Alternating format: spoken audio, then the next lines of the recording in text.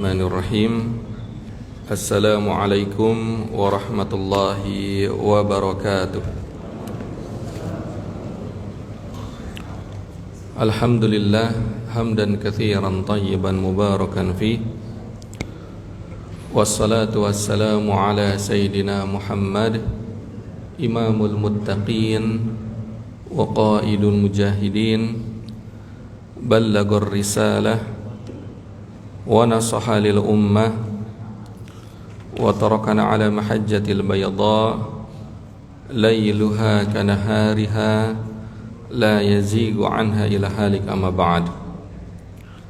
Tibtum wa taba mamsyakum wa tabawwa'tum minal jannati manzila.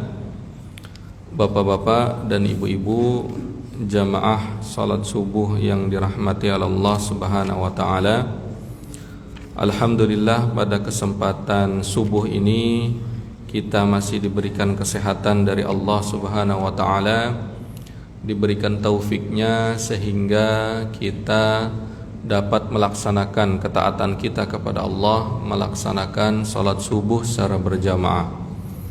Salawat serta salam kita curahkan kepada baginda Nabi besar Nabi Muhammad sallallahu alaihi wasallam, yang mana beliaulah yang telah berjuang dengan para sahabat membawa risalah Islam ini sehingga kita pada saat ini dapat menikmati indahnya risalah Islam itu sendiri. Bapak dan ibu-ibu sekalian, kembali kita melanjutkan kajian kita. Pada bulan yang lalu masih ingat tentang apa? Ada yang nyatat? Nah, ini penting nih ya. Kajian-kajian yang ada masuk kuping apa? Kanan, keluar lagi dari kanan juga atau dari kiri. Ya, ini penting juga ya buat kita. Apa yang kita dapatkan dari kajian-kajian minimal kita amalkan ya. Ya minimal dicatat di HP, di HP ya. Jadi pada bulan lalu kita sudah membahas berkaitan dengan urgensi dari hati manusia ya. Ahammiyatu al-qalb ya. Di mana hati manusia yang pertama adalah tempat berhubungnya, menyatunya kita dengan pencipta kita, yaitu Allah Subhanahu wa ta'ala. Secara jasmani kita tidak bisa bertemu dengan Allah Subhanahu wa ta'ala di dunia ini ya. Tetapi secara hati kita bisa mengobrol, bertemu dengan Allah Subhanahu wa ta'ala secara hati ya. Itu dengan apa? Munajat. Ya, ini pertama berkaitan dengan hati. Karena hati ini begitu penting dalam diri manusia, oleh karena itu iblis maupun setan satu titik yang menjadi serangan untuk menggelincirkan kita itu dimulai dari hati ya. Tidak dimulai serangan itu kepada fisik ya, tidak ya. Tapi dimulai dari dalam tubuh kita, yaitu hati kita ya. Supaya kita tidak bisa berbicara, berkomunikasi, bermunajat, khusyuk kepada Allah dimulai dari hati. Setan itu memberikan iming-iming yang sifatnya duniawi, yang sifatnya syahwah ya, ke dalam hati kita ya. Dengan dengan cinta dunia ya. Apalagi dengan dari cinta dunia itu akan menimbulkan rasa sombong ya, rasa pamer ya, rasa tamak ya. Nah, itu yang kedua ya. Nah, ini semuanya berputar orbitnya dari hati. Hati kita bisa bertemu dengan Allah, berbicara, bermunajat, atau mungkin sebaliknya itu akan terhijab ya dengan syahwat-syahwat yang ada dalam hati kita. Oleh karena itu yang ketiga sebagaimana disampaikan oleh Rasulullah, ala fil jasadi mudghah, idza saluhat saluhal jasadu kullu wa idza fasadat fasadal jasadu kullu ala wahya al qalb ya. Nah, kata Rasulullah, nah ini poin yang ketiga. Dalam diri kita ada mudghah, segumpal daging yang kalau baik segumpal daging tersebut baik semua tubuh kita. Dan kalau segumpal daging itu jelek semua seluruh tubuh kita. Maksudnya apa? Akhlaknya, ya. Ala wahya al-qalb, saksikanlah bahwa itu adalah hati, ya. Oleh karena itu pada pagi ini kita masuk ke dalam bab al-mukasyafah. Nah, ini penting, ya. Pernah saya sampaikan di sini, kalau dalam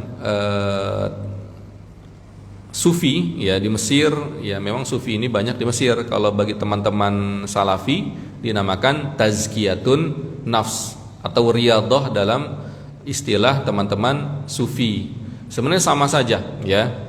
Riyadhah dalam kategori teman-teman Sufi atau tazkiyatun nafs, mensucikan diri, istilah daripada teman-teman Salafi itu tidak lepas daripada mensucikan hati tadi, ya. Nah, efeknya di sini adalah babul mukasyafah. Pernah saya sampaikan al-kasyaf. Apa itu al-kasyaf? Al-kasyaf itu kalau literasi analogi sekarang nerawang, ya. Nanti akan saya jelaskan. Kok ada orang ustadz di luar sana bisa tahu yang akan datang? Ya, nanti akan kita detailkan mana al-mukasyafah dari Allah Subhanahu wa taala dan mana juga al-mukasyafah yang dari setan. Ya, ini didetailkan dalam buku ini, ya. Jadi al-mukasyafah yang dari Allah Subhanahu wa taala, ya, itu tidak lepas daripada apa yang saya sampaikan di pertemuan sebelumnya. Ketika hati itu seling bermunajat kepada Allah, ngobrol dengan Allah lewat baik dengan Al-Quran, baik dengan munajat, hati dia, mata batin dia ibarat pisau. Kalau pisau sering diasah, tajam nggak? Tajam, ya. Buat nyembelih kambing tinggal begini saja, ya. Tapi kalau pisau 10 tahun nggak pernah dipakai, 10 tahun karatan untuk nyembelih kambing, kasihan apanya? Kambingnya, ya. Nggak mati-mati, ya, malah disiksa, ya. Itulah hati kita. Semakin kita sering bermunajat kepada Allah, sering kita dekat kepada Allah, ya, kita menyampingkan syahwat duniawi atau syahwat syaitani, bisikan-bisikan setan, hati kita lebih tajam daripada orang-orang pada umumnya. Siapa yang orang-orang pada umumnya? Yang tidak pernah melatih atau mengasah hatinya, ya. Oleh karena itu dalam sejarah perkembangan Islam, kalau Rasulullah sudah pasti, ya, itu adalah wahyu. Tapi para sahabat pun mendapatkan sering mengolah hati ini sehingga mempunyai yang dinamakan al-mukasyafah, ya. Nah, ini, ya. Jadi al-mukasyafah ini adalah, ini yang pertama, definisi mukasyafah yang dari Allah Subhanahu wa taala. Contoh kecil, ya. Sayyidina Umar bin Khattab ketika beliau menjadi khalifah, lalu ada peperangan di Persia sana, ya. Nah, ketika itu pasukan sedang dalam keadaan genting, ya. Lalu apa kata Sayyidina Umar bin Khattab? Ya sariyah al-jabal, al-jabal. Hai pasukan, mundur ke belakang, ke gunung, ya. Yang menarik itu dulu udah ada HP belum? Hah? Bisa nggak saya nge-WA Pak siapa? Hah? Sini nggak bisa, ya. Dulu nggak ada HP, nggak ada yang buat militer itu HT, ya, dan lain-lain. Nah, dari mana Sayyidina Umar bisa melihat? Itulah yang dinamakan al-mukasyafah dari Allah Subhanahu wa taala. Ketika seorang mukmin hatinya di titik tertentu yang sering dipergunakan untuk bermunajat kepada Allah, yang saya sampaikan pada bulan yang lalu, sering berkomunikasi, bermunajat kepada Allah dan lain-lainnya, dia akan mendapatkan ketajaman lebih tajam daripada orang-orang yang pada umumnya, sehingga dibukakan hal-hal tertentu, tabir tertentu, ya. Bukan tabir zatnya Allah, ya, tapi tabir hal-hal yang sifatnya ghaibiyah. Nah ini, ya. Pernah saya sampaikan hal-hal yang sifatnya ghaibiyah itu ada yang ghaib secara mutlak. Imam Sya'rawi pernah menjelaskan dalam kitabnya, dalam kitab tafsirnya. Ghaib itu ada, pertama adalah ghaib yang secara mutlak, yang kedua adalah ghaib secara nisbi. Gaib secara mutlak ya pasti gaib. Tapi gaib secara nisbi, nisbi itu kalau dalam bahasa Indonesianya dinamakan relativitas. Ya. Nah, inilah mukasyafah ini. Dia tidak bisa menjebol, ya, gaib secara mutlak, tetapi bisa menjebol gaib secara nisbi, secara relatif tadi. Contohnya tadi, ya, Sayyidina Umar bin Khattab, ya, gaib secara mutlak apa saja, misalnya zatnya Allah. Bisa nggak di dunia ini ada yang bisa melihat zatnya Allah selain Rasulullah, ya? Ada nggak? Nggak ada yang bisa, ya. Ada nggak yang bisa melihat arsy-nya Allah? Nggak ada, ya, kecuali Rasulullah, ya. Nah, itu pengecualian, ya. Ada nggak yang bisa melihat surga dan neraka? Nggak ada, ya. Kecuali di film-film, ya, itu versi siapa? Versi Masjid Al-Ikhlas, ya. Nah, itu tidak, ya.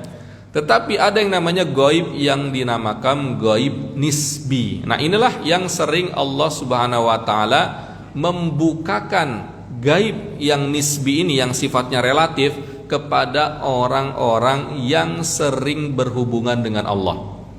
Berhubungan dengan Allah dimulai dengan apa? Apakah dengan tangan, dengan lisan kita, dengan mata kita berhubungan dengan Allah? Kalau saya berhubungan dengan siapa? Siapa di sini? Pak Maman contohnya, ya. Ya, saya dengan lisan saya berhubungan dengan Pak Maman, ngobrol, dengan kontak mata, dengan jasad saya. Tapi belum tentu dengan hati, ya. Kalau dengan hati itu ketika bertemu dengan secara intens, ya, bertemu ruh tersebut. Tapi dengan Allah Subhanahu wa taala bukan dengan jasmani kita ketika di dunia ini, tetapi dengan hati. Nah, semakin kita berkomunikasi, makanya wajar seorang sahabat Umar bin Khattab bisa melihat yang namanya gaib relatif tadi, nisbi, ya. Sahabat yang lain bisa nggak melihat fenomena peperangan yang ada di Persia sana? Tidak bisa melihat, ya. Tapi kalau Umar bin Khattab bisa melihat. Umar bin Khattab di Madinah, sahabat yang lain di mana? Di Persia. Persia sekarang ya Iran, mungkin Irak, ya, Afghanistan, ya. Nah, itu kan Persia zaman dulu. Ya Sariyah al-Jabal. Hai pasukan, mundur ke belakang. Ya, sahabat yang lain nggak bisa, tapi beliau bisa. Yang kedua adalah suaranya bisa sampai. Kalau saya nelpon istri saya, ya, pakai video call, sampai nggak sampai sana? Sampai. Zaman dulu, zaman Rasulullah, ya, belum ada Android atau iOS, ya.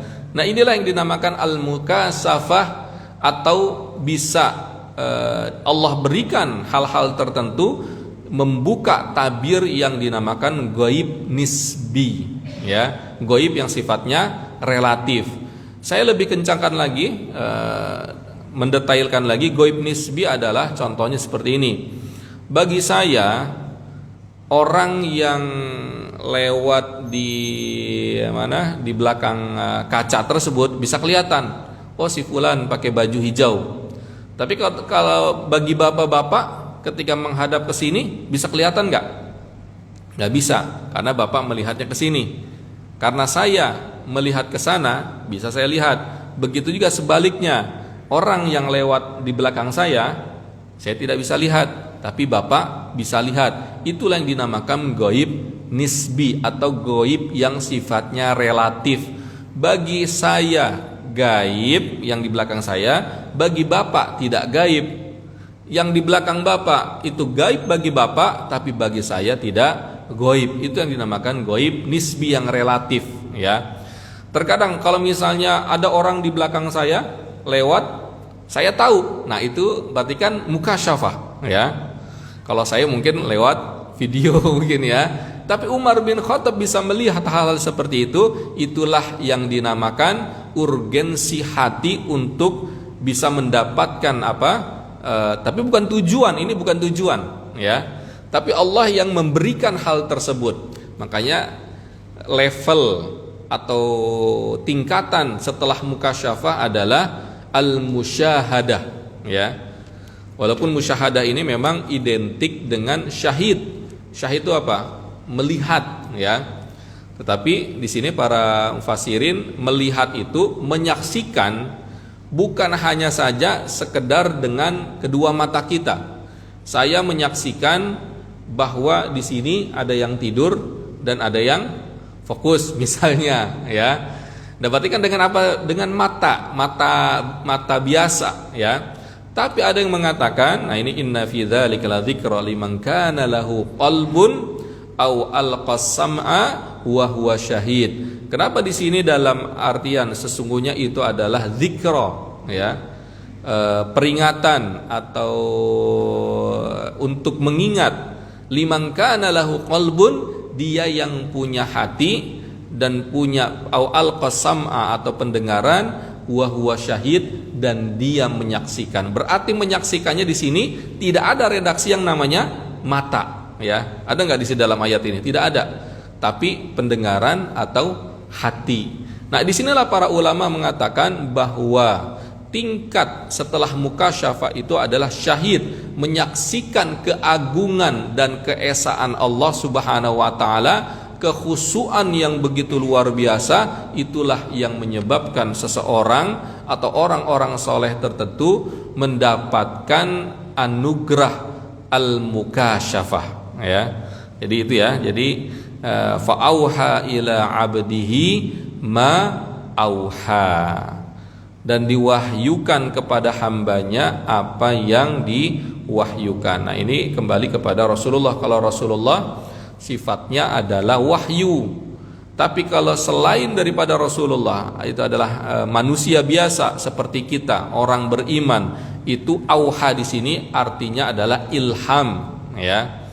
Makanya dari al-mukasyafah tadi, kalau kita sudah mendapatkan hati yang tajam secara naluri, basirahnya tinggi, dia instingnya luar biasa. Dia tidak melihat dengan dua mata yang zahir lagi ya, tapi dia bisa melihat jauh daripada itu ya. Apa yang akan terjadi terkadang dibukakan oleh Allah Subhanahu wa taala. Nah, ini ketika dia semakin dekat kepada Allah Subhanahu wa taala. Ini yang pertama ya, yang sumbernya dari Allah Subhanahu wa taala. Ada juga al-mukasyafah. Nah, ini al-mukasyafah dari segi bahasa kan terawang ya. Jadi ada konsepnya. Walaupun ada teman-teman kita, sahabat-sahabat kita, ini mukasyafah enggak ada ya. Ini ada justru dalilnya tadi ya. Liman al-qasam au inna fi dzalika ladzikra liman kana lahu qalbun au al-qasam'a wa huwa syahid, atau cerita-cerita hadis-hadis berkaitan dengan bagaimana kelebihan-kelebihan tertentu yang Allah berikan kepada para sahabat ya. Yang selanjutnya adalah al-mukasyafah yang sifatnya semu ya. Apa itu mukasyafah sifatnya semu? Nah, ini kembali bukan dari Allah Subhanahu wa taala, tapi dari siapa? Dari setan ya. Nah, dari setan atau dari iblis ini, ketika dia tidak berhubungan dengan Allah Subhanahu wa taala, ketika dia tidak pernah berkomunikasi dengan Allah Subhanahu wa taala, dengan apa? Dengan hatinya.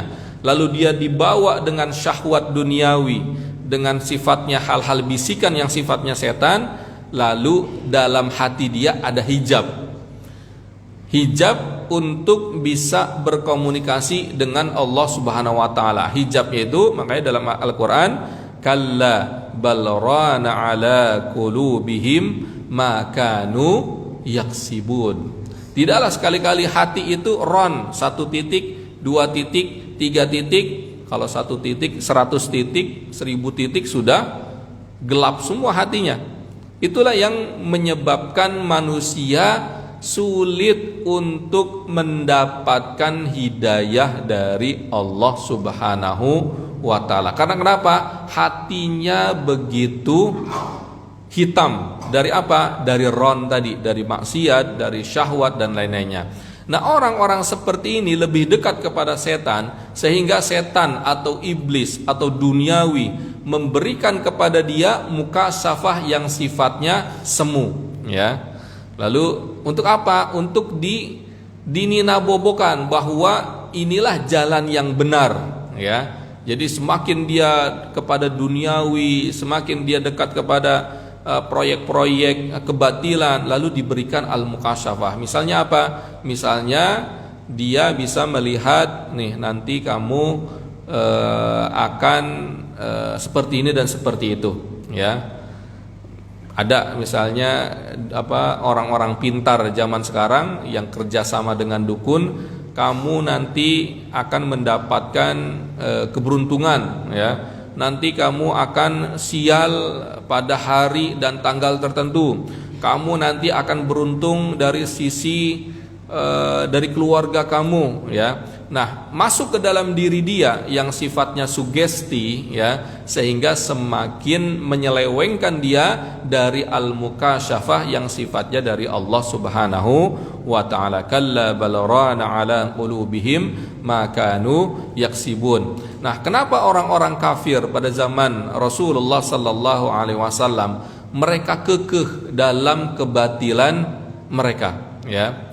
Ya karena itu tadi, ya. Karena mereka keras hatinya sehingga sulit untuk mendapatkan hidayah dari Allah Subhanahu wa ta'ala. Hidayah dari Allah Subhanahu wa ta'ala intinya adalah titik nol, di mana hati itu titik nol, tidak ada syahwat duniawi dan lain-lainnya, sehingga dia ke titik nol, dia mendapatkan hidayah dari Allah Subhanahu wa ta'ala, ya.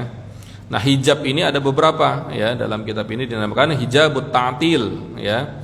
Hijabut ta'til ini kalau zaman orang-orang kafir Quraisy di zaman Rasulullah sallallahu alaihi wasallam, hijabut ta'til ini adalah dia tidak bisa mengakui eksistensi Allah Subhanahu wa taala yang sifatnya asma wa sifat, ya. Asma wa sifat nama-nama Allah, ya, Allah Rahman, Allah Rahim, ya. Sifat Allah dan lain-lainnya. Yang kedua adalah hijabus syirk, ya. Hijab atau penghalang yang membuat manusia menyekutukan Allah Subhanahu wa ta'ala. Yang kedua adalah hijabul bid'ah al-qauliyah. Yang ketiga adalah yang menyebabkan seseorang melakukan hal-hal yang tidak digambarkan dalam syariah secara perkataan, ya. Jadi apa kaitannya, apa perbedaannya dengan orang-orang yang beriman? Orang-orang yang beriman intinya kalau sudah mendapatkan mukasyafah, dia selalu khusyuk, ya. Pernah saya sampaikan ini kategorinya sudah sampai kepada ma'rifah, ya. Kalau dalam arti yang lain, ma'rifah itu adalah ketika dia dalam kehidupan dia selalu mengingat Allah Subhanahu wa ta'ala. Misalnya ketika melihat alam ini, masya Allah, ya, dia ada rasa kekhusyuan di situ, ya. Nah, ini mukasyafah tingkat awal, saya katakan, ya, mukasyafah tingkat awal. Ketika dia berjalan, dia mengingat kekuasaan Allah Subhanahu wa ta'ala, hati dia menjadi khusyuk, ya. Nah, ini tingkat awal. Ketika dia makan nasi, makan apa lagi? Makan bakso, ya. Ya Allah, dia berdoa, ya Allah, sebagaimana Engkau memberikan saya bakso di dunia, berikanlah saya bakso di mana? Di surga. Nah, contoh kecilnya, ya. Jadi semuanya tuh segala hal-hal yang remeh-temeh dibesar-besarkan oleh dia seorang beriman dalam lingkup ketakwaan atau kenikmatan yang diberikan oleh Allah Subhanahu wa taala. Contoh kecil, ya. Ya Allah, ini nikmat banget, ya. Apa yang Bapak suka? Singkong rebus gitu. Ya Allah, berikanlah saya singkong rebus lagi di surga. Jadi semuanya itu dimaknai apa? Mukasyafah tadi, ya. Sifatnya dibesar-besarkan oleh dia bahwa ini semuanya dari Allah Subhanahu wa ta'ala. Nah, kaitannya adalah dengan akhlak keseharian. orang yang sudah mendapatkan mukasyafah ini itu tidak mudah, saya katakan ya. Berproses dengan apa? Dengan ibadah yang sifatnya individu dan juga ibadah yang sifatnya sosial.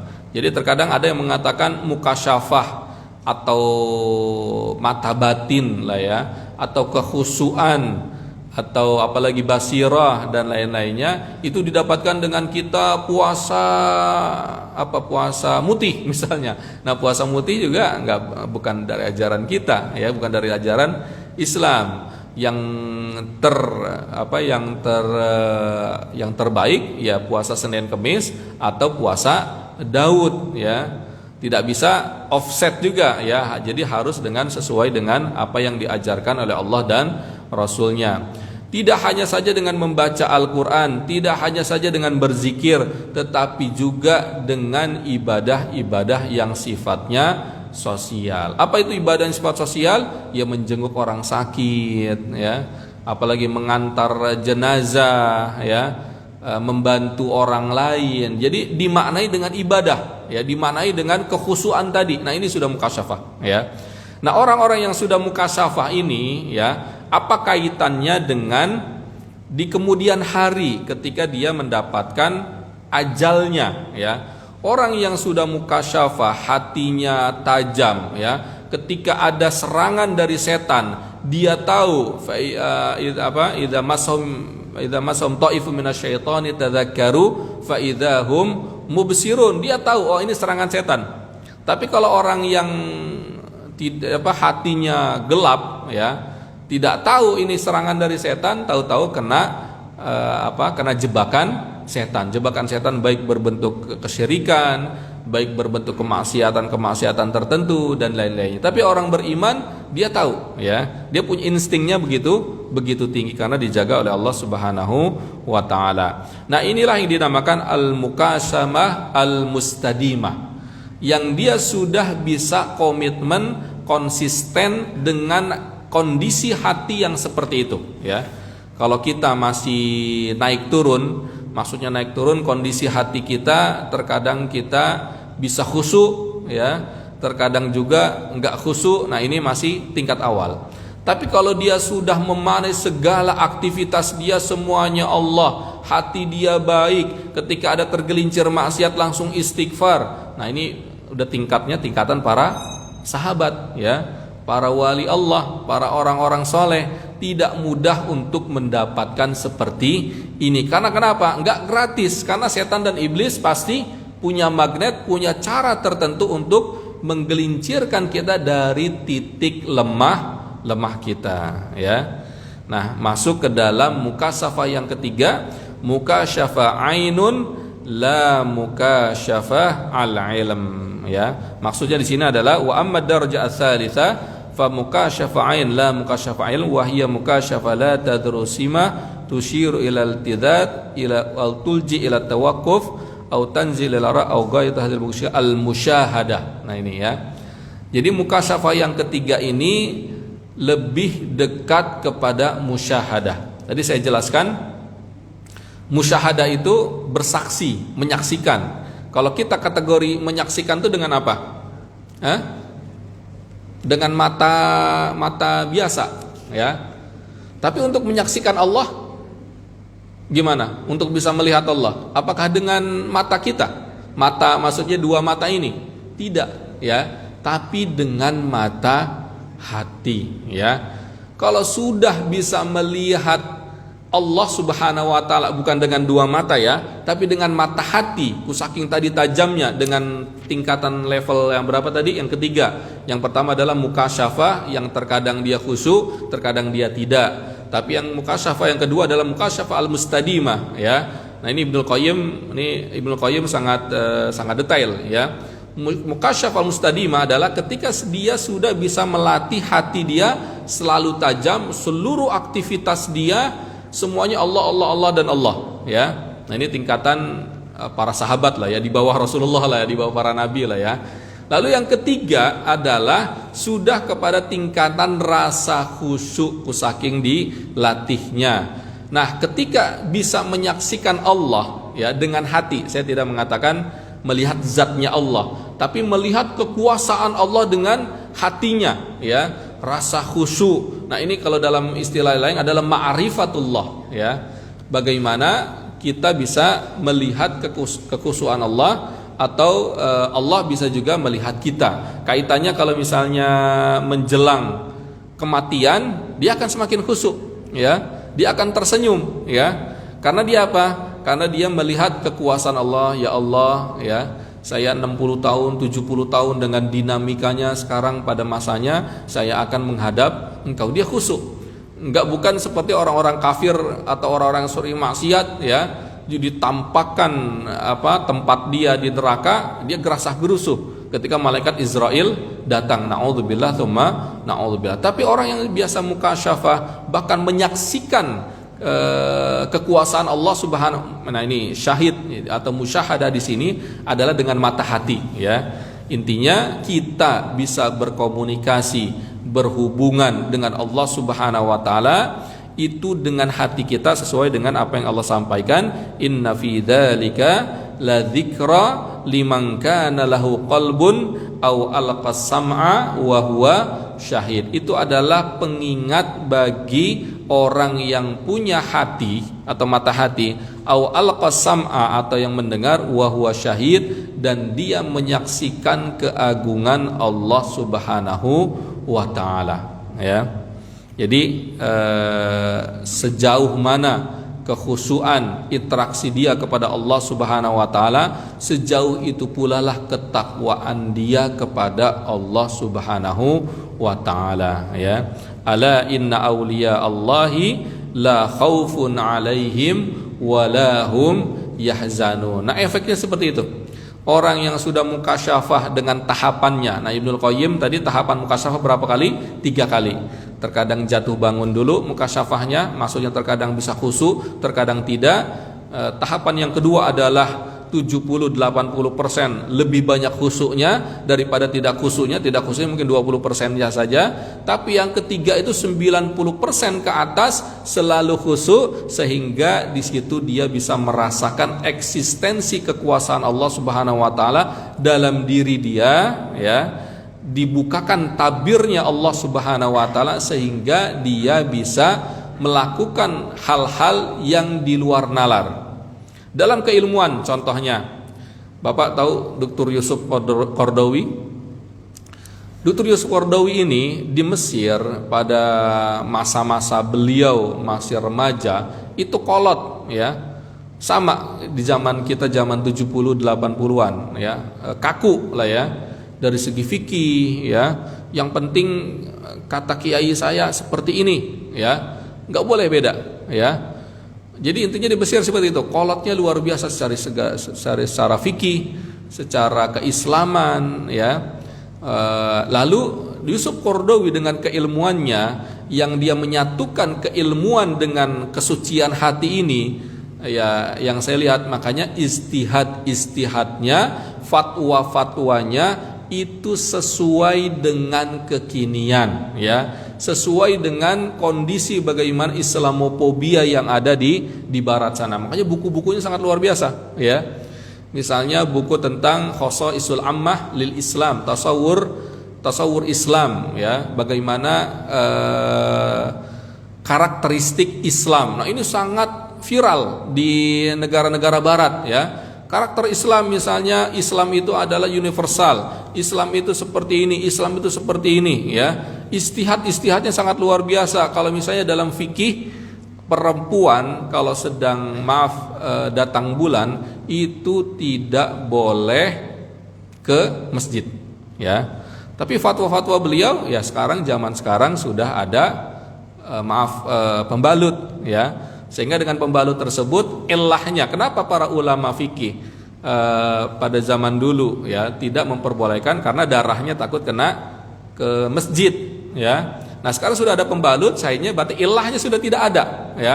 Ilah itu apa? Penyebabnya. Penyebab untuk darah bisa tercecer di masjid sudah tidak ada, sehingga para wanita yang datang bulan diperbolehkan ke masjid, ya, bukan untuk sholat, dengerin kajian, ya, dan lain-lain, ya. Nah, masih banyak lagi berkaitan dengan zakat, berkaitan dengan jihad misalnya, ya.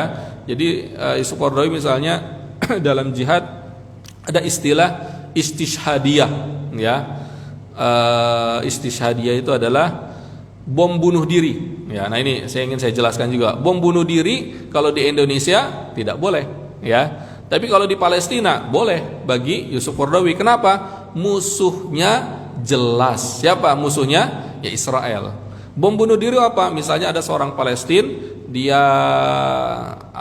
nanam di jaketnya itu ada bom lah ya.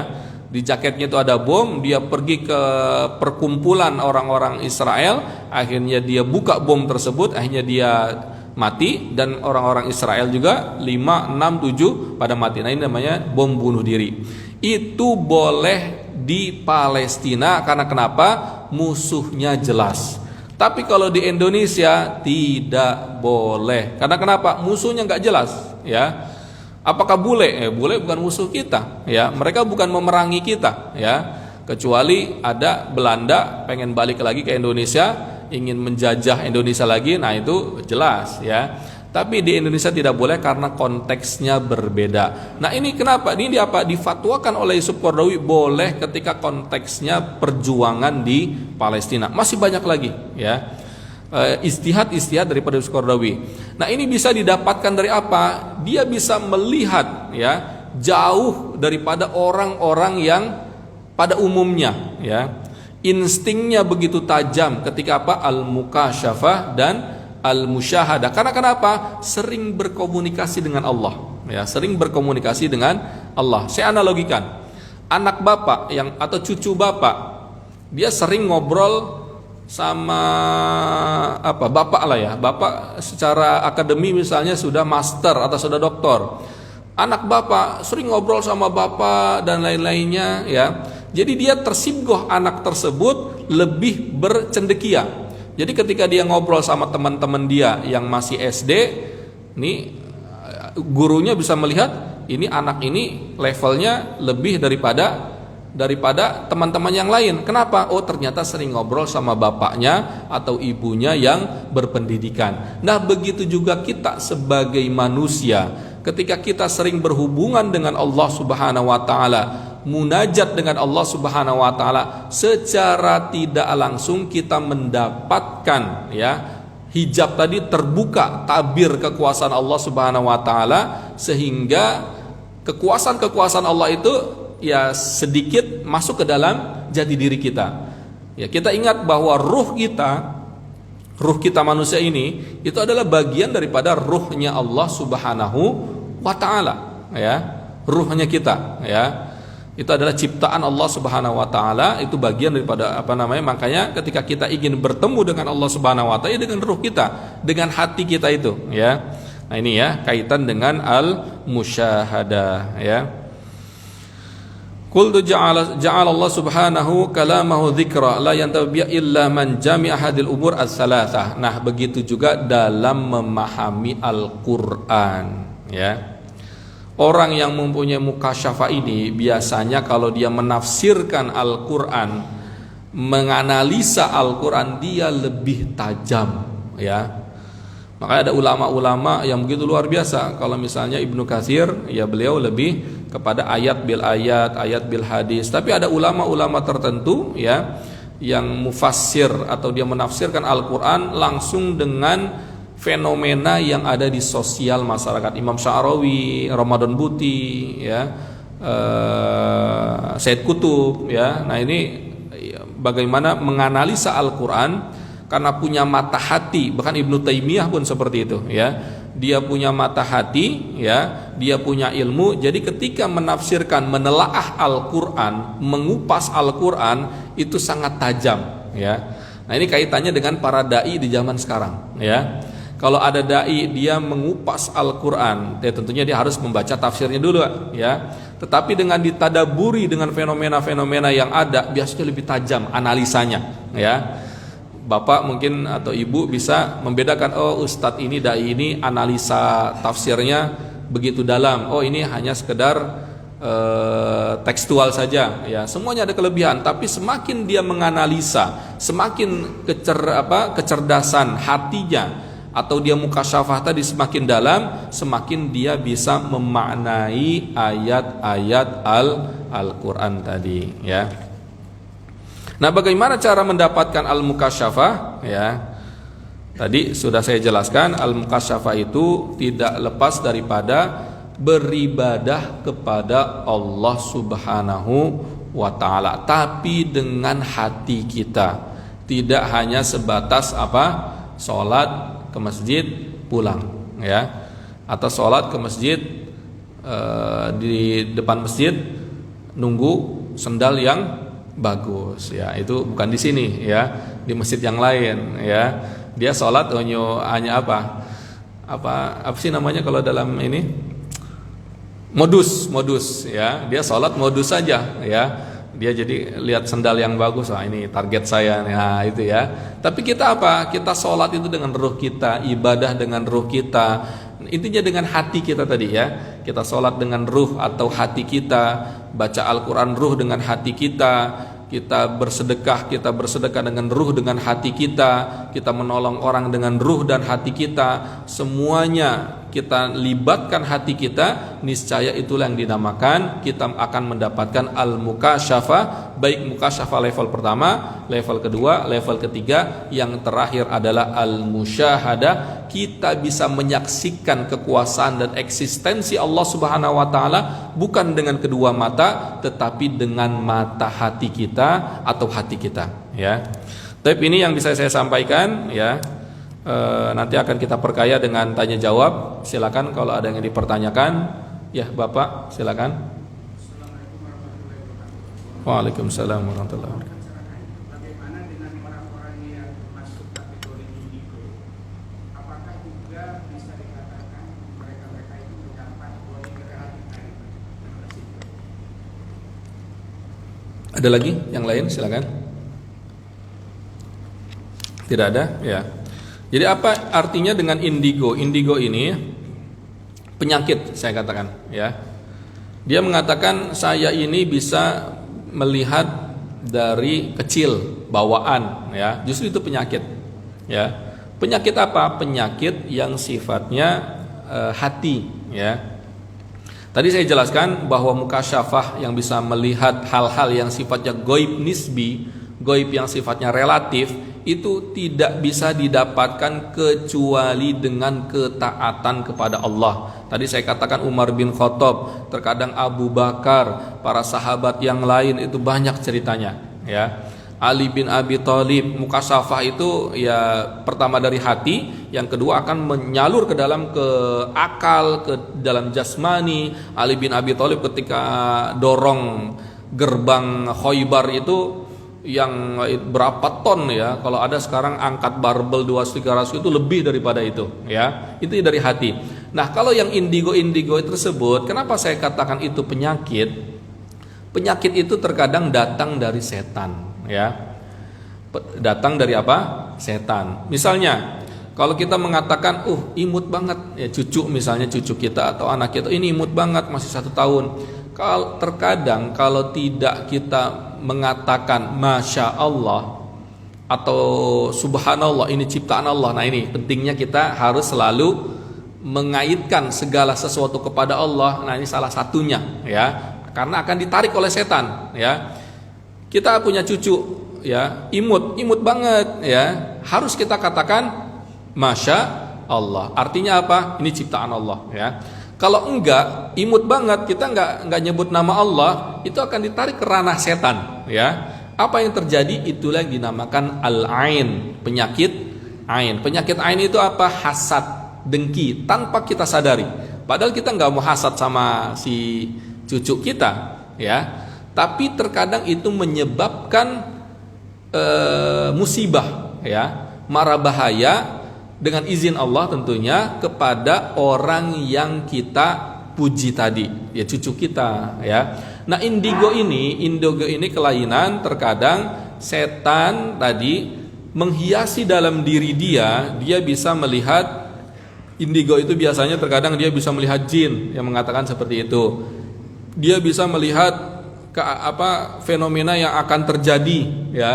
Nah, itu klaim, ya. Itu apa? Bisikan dari setan. Ketika dia sudah ditarik sama ranah setan, sudah tidak ranah ketaatan kepada Allah lagi, ya.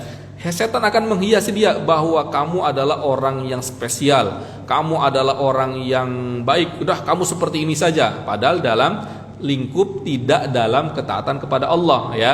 Akhirnya dia dibukakan oleh setan untuk bisa melihat apa? Jin misalnya. Saya merasakan jin ini, ya. Terkadang memang begitu, ya. Jadi setan bisa menampakkan diri di hadapan orang-orang ini sengaja gitu. Terkadang dia dibisikkan nanti ke depan itu akan ada fenomena misalnya Pak RT inisialnya B misalnya, Pak RT inisialnya J misalnya, ini apa, Pak RT inisialnya T misalnya, ya. Nah, ini dihiasi oleh setan, ya. Tidak semuanya benar, saya katakan.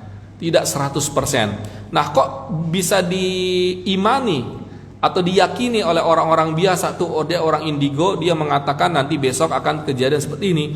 Itu hanya sugesti saja, ya.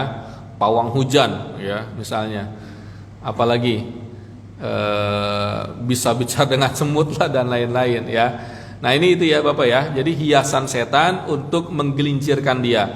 Jadi barometer kita yang saya sampaikan tadi, nah ini dijelaskan oleh Ibnu Qayyim Jauziyah, ya, bahwa hal-hal seperti itu real ada, tetapi caranya dengan ketaatan kepada Allah, tidak ada cara yang lain. Selain daripada itu, yakinlah itu semuanya dari setan, indigo. Pernah juga di Jatiwaringin, ibu-ibu, kayaknya suami istri saya indigo nih Ustadz nih. Saya nggak mau menyinggung beliau dulu, ya. Sebaiknya ibu sering zikir, kata saya, ya. Coba arahin istri bapak sering banyak zikir, baca Quran, ke masjid, ya. Tapi belum saya singgung ke sini. Lalu ketika sudah akrab baru saya sampaikan, ini indigo ini adalah bukan suatu kelebihan keistimewaan, tapi itu penyakit, suruh. Dari mana? Bisa jadi dari setan. Setan itu membuat skema, ya, bahwa dia ini bisa melihat jin, masa depan dan lain-lain. Nah, itu semuanya bullshit itu, ya. Itu Bapak, ya. Ada lagi yang lain? Silakan. Ya, Bapak. Ramalan itu kan pertama ramalan yang sifatnya mukasyafah. Ada juga ramalan yang sifatnya sains, ya. Kalau ramalannya Rasulullah, benar nggak? Benar, yakin, ya. Itu yang dinamakan nubuat, ya. Rasulullah meramalkan di akhir zaman nanti akan ada dajjal. Percaya nggak kita? Harus percaya, ya. Kata Rasulullah lewat Al-Quran, nanti kalau kita sudah meninggal kita akan dibangkitkan lagi. Harus percaya nggak? Percaya. Nah, ini dinamakan ramalan yang absolut, ya. Kebenarannya absolut, yang bersumber dari Allah dan Rasulnya. Tapi ada juga ramalan yang sifatnya sains, ya. Kenapa BMKG bisa mengatakan hari Ahad akan ada hujan besar di Bekasi, Depok dan Tangerang, ya. Kalau pengen keluar pakai motor minimal bawa jas hujan, ya. Kalau pengen ini, nah, itu dari mana? Itu dari ilmu yang sifatnya sains. Nah, sains ini ada 3, ya, ini baru 2. Yang ketiga nanti saya jelaskan. Kalau sifatnya sains itu adalah dari ilmu eksperimen, ya. Biasanya kalau awan banyak itu berarti akan turun hujan, ya. Nah, BMKG melihat awan itu begitu banyak, berarti potensi untuk turun hujan tinggi. Ibarat Bapak, ya. Bapak kalau sudah nguap, biasanya apa setelah itu? Makan atau tidur? Nah, ya. Kalau sudah nguap, biasanya bapak-bapak tidur, ya. Ada nggak yang habis nguap dia makan? Nah, ada, ya, ada. Tapi nguap pasti dia rata-rata tidur, ya. Nah, ini kan dari situ, itu eksperimen. Tapi yang ketiga, ramalan yang kedua ini bisa benar, bisa salah, ya. Terkadang memang tingkat akurasinya memang 60 sampai 70%, ya, itu sains. Tapi ada juga yang ketiga, ramalan yang tadi sifatnya tadi tuh indigo, ya. Kalau saya ingin mengatakan indigo sebelum diutusnya Rasulullah rata-rata akurasinya benar. Dukun-dukun zaman dulu, ya, pernah saya sampaikan di sini juga. Kenapa dukunnya Fir'aun mengatakan yang akan menjatuhkan singgasana engkau hai Fir'aun adalah anak kecil dari Bani Israel, tapi nggak disebutin namanya, betul kan? Ya, kalau disebutin namanya Musa, nah udah dicari namanya Musa kan, tapi kan anak kecil dari Bani Israel. Benar nggak di kemudian hari? Hah? Kok bisa benar? Padahal itu dari dukun, sifatnya ramalan. Jadi ramalan itu adalah dari jin dan setan yang mencuri berita ke langit. Sebelum diutusnya Rasulullah, jin-jin itu masih bisa nongkrong di planet apalah gitu ya, lalu lalang. Jadi mencuri berita dari langit, ya, obrolan malaikat, nanti si fulan nanti akan jadi kiai, ya, oh begitu ya, si fulan nanti akan jadi presiden, si fulan nanti akan jadi dokter, si fulan jadi apalagi mantri dan lain-lain, ya. Tapi setelah diutusnya Rasulullah, ramalan itu rata-rata sudah tidak benar, ya. Nggak bisa lagi mereka ke atas meramal, ya. Maksudnya nanti ke depan itu, makanya indigo dan lain-lain saya katakan bullshit semua, ya. Bisa jadi kok benar Ustadz kemarin ada orang indigo mengatakan nanti akan ada bencana besar dan lain-lainnya. Benar tuh Ustaz. Nah, itu sugesti. Kalau memang benar apa yang dia katakan di kemudian hari itu hanya kebetulan, saya katakan, ya, nggak benar-benar, ya. Itu pun dia tidak bisa memastikan bahwa nanti akan secara spesifik, enggak.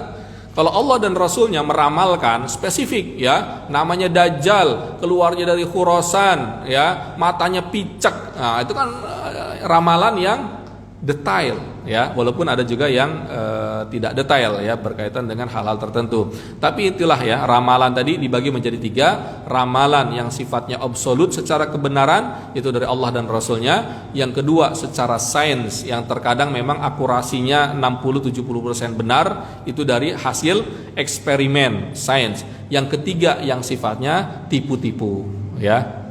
Saya juga bisa mengatakan nanti ke depan nih akan ada musibah nih, pokoknya, ya, nggak tahu seminggu sebulan lagi kata saya. Lalu bapak percaya semua, ya. Lalu minggu depan ternyata ada puting beliung. Ternyata Ustadz Hendra bisa meramal juga, kan seperti itu, ya, contohnya, ya.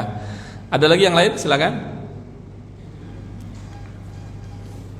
Tidak ada, ya. Taib, karena sudah masuk soruk, ya. Jadi intinya kaitannya dengan kajian sebelumnya masalah hati. Dan efeknya adalah sekarang al-mukasyafah al-musyahadah, ya, yang kita sebagai seorang beriman memang diarahkan untuk bisa seperti itu. Tapi niat kita untuk bukan, ya Allah saya niat tahajud agar bisa ini nih dan lain-lain, enggak, ya. Jadi niatnya bukan seperti itu. Kita niatnya lillahi ta'ala, beribadah dan lain-lainnya, itu bonus dari Allah subhanahu wa ta'ala. Kalau niatnya seperti itu yakin nggak bakal diberikan sama Allah, tapi diberikan sama setan, ya. Tapi jazakumullah khairan, kurang lebihnya mohon maaf. Billahi taufiq wal hidayah. Wassalamualaikum warahmatullahi wabarakatuh.